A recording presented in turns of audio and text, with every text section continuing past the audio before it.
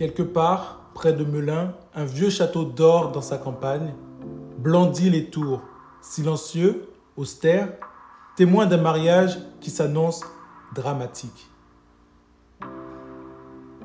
En août 1572, Henri de Bourbon, prince des Condés, épouse la belle Marie de Clèves. Il s'agit là d'un mariage incroyable. Le ciel est bleu, tout est parfait, mais l'air semble lourd, trop lourd. Parce que dans quelques jours, Paris va saigner, la Saint-Barthélemy arrive. Marie s'avance vers l'autel, le teint pâle, comme si elle savait déjà que ce jour allait sceller son malheur. Marie de Clèves, c'est la cousine d'Henri de Navarre, belle, douce, bien éduquée, la fille drôle, la personne que tout le monde aime, mais coincée dans un mariage sans amour. Son mari, quant à lui, c'est le prince des Condés, comme je vous l'ai dit précédemment. Il s'agit d'un vieux, vulgaire, sans charme. Et elle, tout juste 20 ans, encore plein d'espoir, et surtout, elle croit au prince charmant, elle croit en amour. Et puis un jour, tout change. Un regard, celui de Henri, le duc d'Anjou, le frère du roi, le futur prochain roi de France. Leurs regards se croisent au Louvre, cette fois-ci. Une fête, des rires, des danses. Lui, plutôt ténébreux, elle, lumineuse. C'est fini, c'est le coup de foudre entre eux. Mais impossible, car Marie est mariée et Henri est prêt à tout pour la revoir. Marie, après une incroyable danse avec le prince Henri, s'isole pour se changer. Mais elle laisse sa chemise sur la chaise.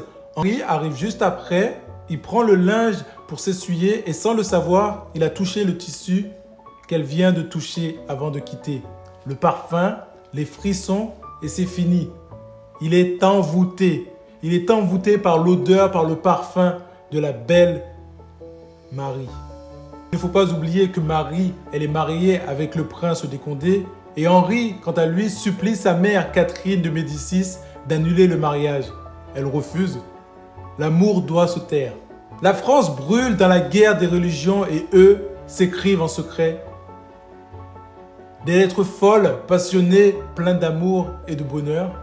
Henri devient roi, Henri III, et son premier rêve, c'est elle, Marie. Il veut la revoir, la faire reine, changer le destin.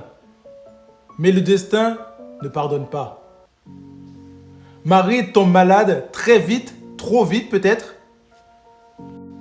À 21 ans, elle meurt à Paris en donnant naissance à une fille. Henri III même, apprend la nouvelle et tout s'écroule.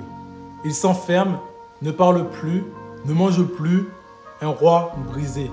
À la mort de Marie, il change. Fini les fêtes, les femmes, la guerre, il se tourne vers la religion, presque jusqu'à la folie. On le dit étrange, entouré de jeunes favoris, trop beaux, trop raffinés, mais ceux qui savent, ils cherchent Marie, partout. Un an plus tard, il épouse Louise de Vaudémont, douce, blonde et étrangement très semblable à Marie. Et au final, Henri finira seul, usé, fatigué, brisé. Il aurait fallu d'une femme pour qu'il soit heureux, mais elle est morte. Et même sur son lit de mort, il murmura encore son nom, Marie. Un amour interdit, un roi brisé et une histoire qui, 4 siècles plus tard, est encore racontée et fait encore battre des cœurs. Voilà, c'est tout pour moi. C'était Peterson, c'était ma deuxième vidéo. Celle-là, j'espère qu'elle est un tout petit peu mieux. Donnez-moi des conseils si vous avez... Je suis preneur, c'est pas facile, mais j'essaie de m'habituer. On va faire des petits trucs ensemble, ça va être sympa. On est ensemble.